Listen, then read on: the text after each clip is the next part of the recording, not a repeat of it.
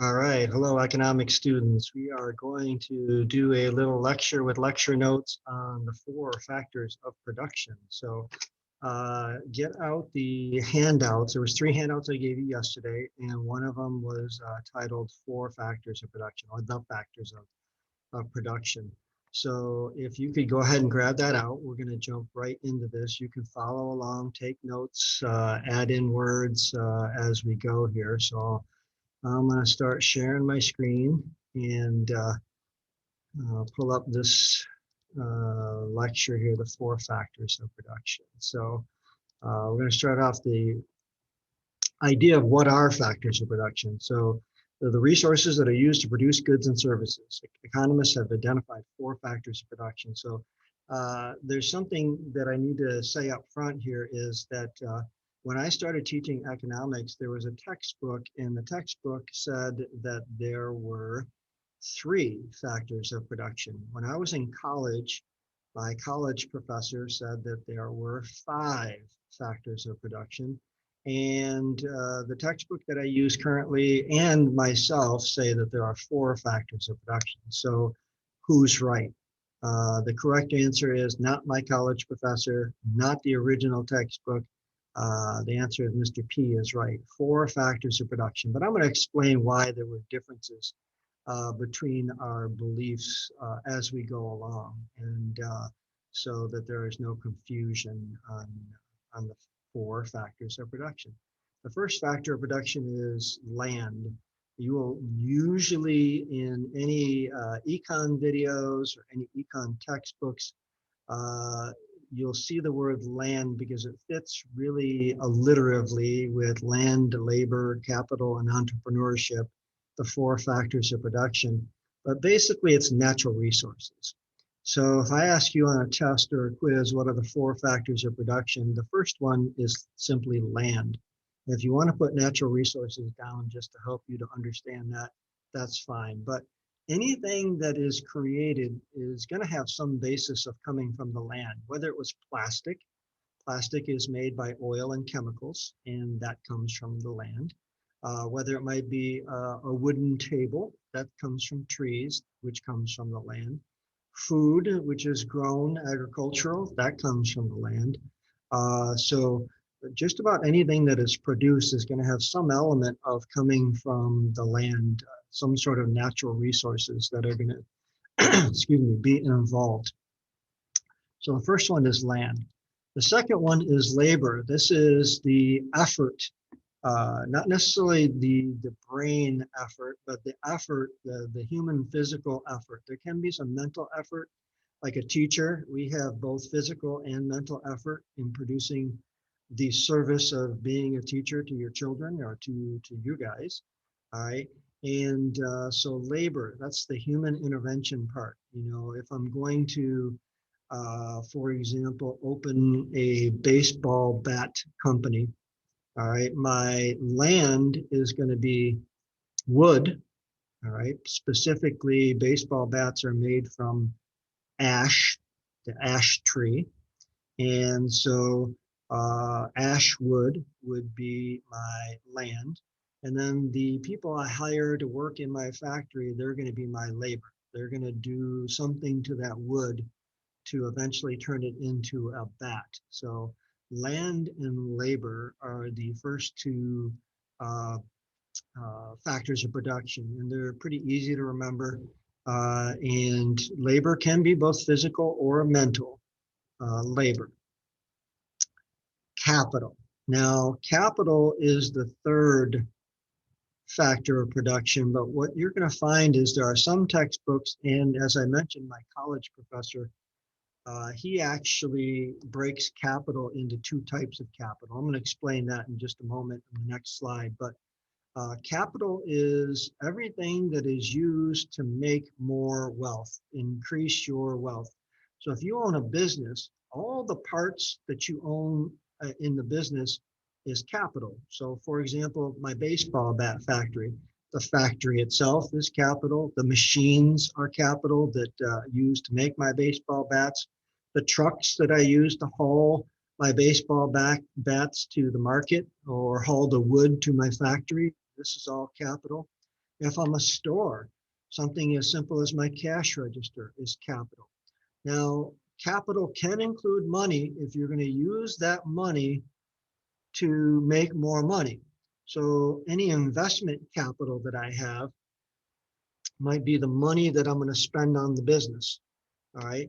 Money that is not capital, specifically in one of the quiz questions you might get is money that I spend at the amusement park. All right. That's not capital. That's just burned up money. It's not going toward making you any more money. Or if I buy a snow plow just to plow my own driveway, that money that I used is not capital. That snowplow is not capital. However, if I use the money to buy a snowplow to make more money, like if I have a snowplowing business, then that is capital. So capital is all the things that you use to increase your wealth.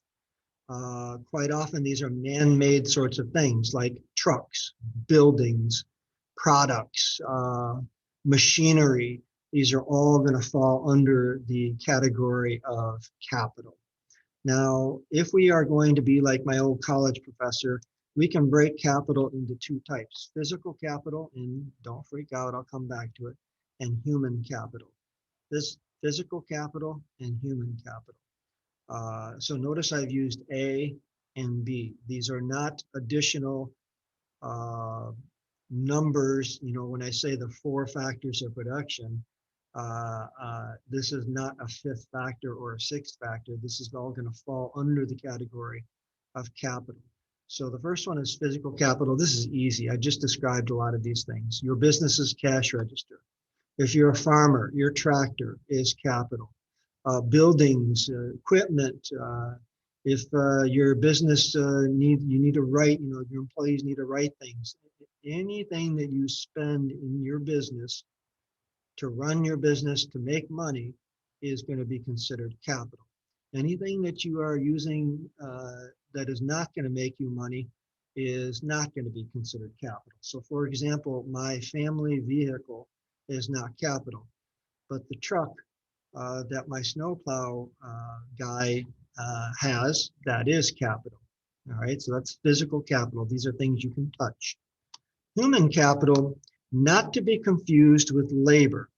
Human capital is the stuff that you spend money on or time on to acquire, that is like a knowledge or a skill that allows you to be a more productive worker, to make more money. For example, your college education is human capital. You are spending money on your college education to make more money in your future. You can't see it, you can't touch it, but it's there. It's human capital. If a person works in a factory for 30 years and works their way up through experience, they didn't necessarily pay for that in money, but they paid for that in time. All right. It took many years to learn all the skills of the factory manager who has been there for 20 or 30 years. He or she has acquired human capital.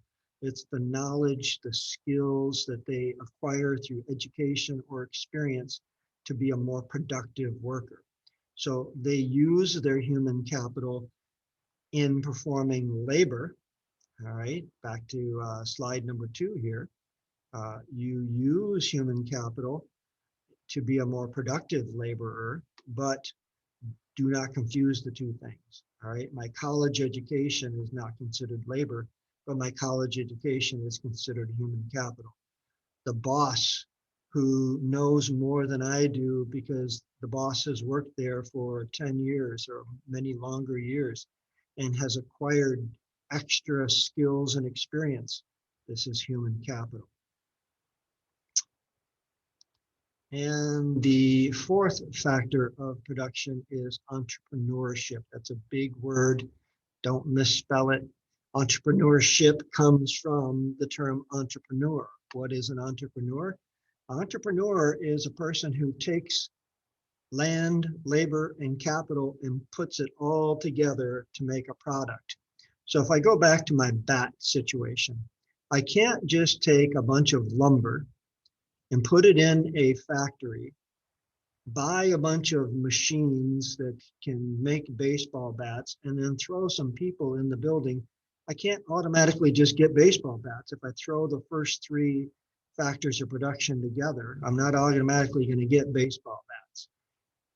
But if I coordinate everything, if I take the risk to invest in these things with no guarantee that I'm going to make any money, that's how businesses, that's how things in a free country get created, is through entrepreneurship.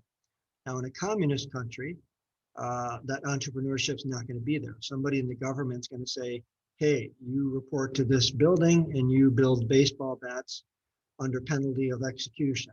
I'm being a bit sarcastic, but that would be production without the entrepreneurship. A capitalist is going to believe that you really need this entrepreneurship. Now, entrepreneurship is, hey, I take this laborer, this person, all right, I train them, I give them human capital, all right, I pay them, I motivate them by paying them. Hey, I'll pay you $15 an hour to use this machine called a lathe.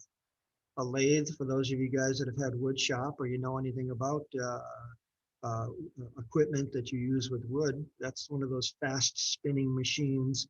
You put the piece of wood in there, and then you carve that bat with that machine. All right, so I need to coordinate all that stuff.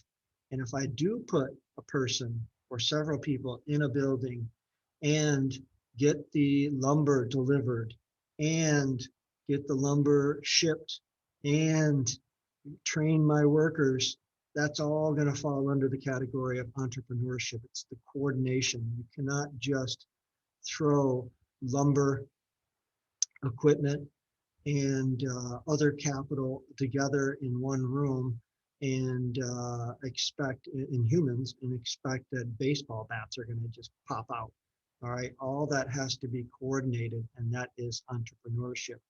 So in a nutshell, that is land, labor, capital, and entrepreneurship, the four factors of production. I'm going to have you guys watch the next video, which is going to be Edpuzzled, and it's going to kind of test your knowledge. Keep those notes out, watch that next video, and hopefully you get, I think, 6 out of 6 on the Edpuzzle video.